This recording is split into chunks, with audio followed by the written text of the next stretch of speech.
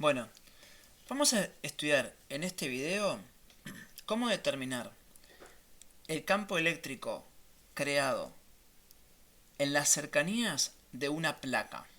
Cuando decimos la placa, nosotros nos referimos a una pieza plana, muy grande, uniformemente cargada. ¿Tá? Tiene que tener esas condiciones. Podría ser del tamaño, por ejemplo, de un pizarrón, pero tiene que tener exceso o defecto de cargas eléctricas, es decir, tiene que estar uniformemente cargada. ¿Tá? Generalmente, además, son de materiales conductores. Supongamos que la representamos así: una placa uniformemente cargada, la representamos así. Supuestamente representamos las cargas equidistantes. Eso representa cierta uniformidad en la carga que tiene la placa. Esto va a tener como consecuencia un campo eléctrico uniforme, pero además un campo eléctrico simétrico, es decir, que de un lado y otro de la placa el campo eléctrico va a ser el mismo. Si lo hiciera en dos dimensiones, el dibujo, aparecería la placa dibujada así, los límites de la placa con los signos de más, o puede ser signo de menos, pero en este caso pusimos signo de más, ¿tá? Y el campo eléctrico lo dibujaríamos así. Bien. Para poder trabajar con esta placa muy grande, uniformemente cargada, vamos a representar la superficie gaussiana. La superficie gaussiana que vamos a representar va a ser la que nosotros queramos, pero la que nos conviene elegir es, por ejemplo, una superficie cilíndrica que esté colocada ortogonal a la placa cargada, así que forme ahí el eje de esta superficie cilíndrica, forme un ángulo de 90 con nuestra placa, y ahí nos queda una superficie gaussiana. Esta superficie gaussiana es una superficie cerrada cilíndrica. No es un cilindro, aunque se representa igual, pero el cilindro incluye todos los puntos interiores de la superficie, en cambio el cilindro. En cambio acá es solamente la superficie, solamente la parte de afuera, de alguna manera el borde de ese cilindro, que claramente tiene tres superficies distintas que son sujetas a el flujo de campo eléctrico. Vamos a considerar el flujo de campo eléctrico en esas tres superficies. ¿Por qué?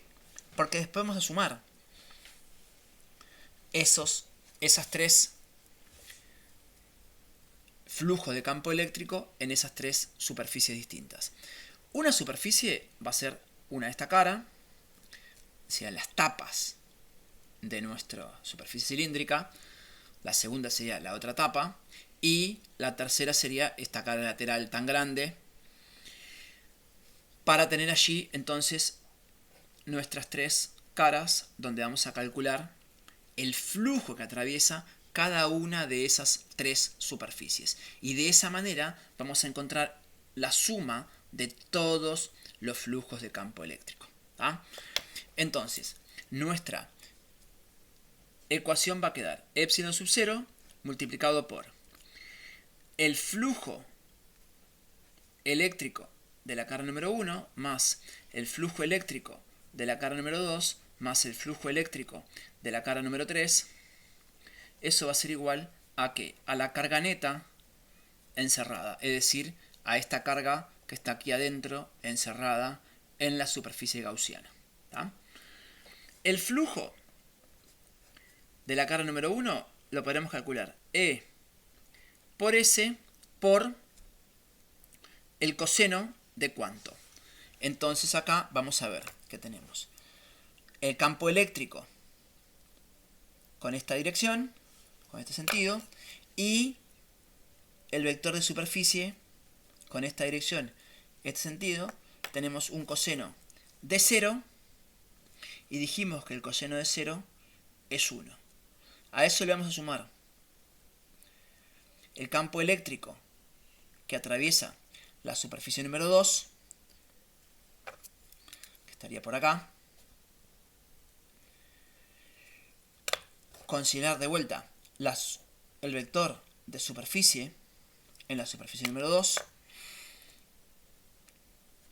y de vuelta coseno de 0, que es 1.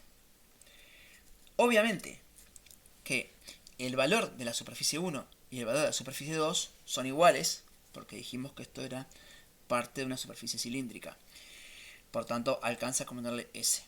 Cuando vamos a la carga número 3, tenemos el campo eléctrico por la superficie número 3, que es bien distinta, porque es toda esta superficie gigante, multiplicado por el coseno de cuánto. Y acá el vector de superficie es un vector que lo hago más grande porque la superficie es mucho más grande, pero el vector de superficie es un vector que es perpendicular al campo eléctrico.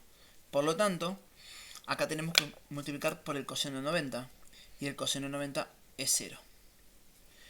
Así que acá nos queda un poquito más cortito porque este término va a desaparecer, porque es 0. Entonces nos queda que el flujo de campo eléctrico multiplicado por E por S por 1 más E por S por 1 más 0 es igual a la carga neta encerrada. Es decir, que tenemos dos veces E por S.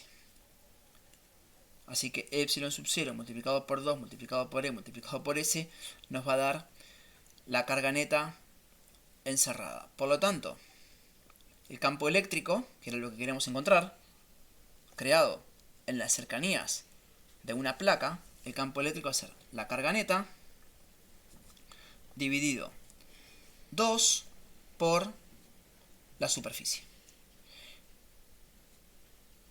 Este término, 2 por la superficie, perdón, el epsilon sub 0 está dividiendo, está multiplicando, pasa dividiendo, no me lo voy a olvidar, me queda 2 por epsilon sub 0 y el cociente entre la carga y la superficie se llama densidad lineal, perdón, densidad superficial de carga eléctrica, que es uno de los conceptos que también ustedes estuvieron buscando. ¿Tá? Se representa generalmente con la letra sigma y se calcula la carga dividido la superficie. ¿Tá? Y el concepto de densidad se puede hacer algún ejemplo con algún otro tipo de densidades que ya hemos visto en algunos cursos, no solamente de física. Con eso terminamos y llegamos a la ecuación de cómo se determina el campo eléctrico creado por una placa en las cercanías.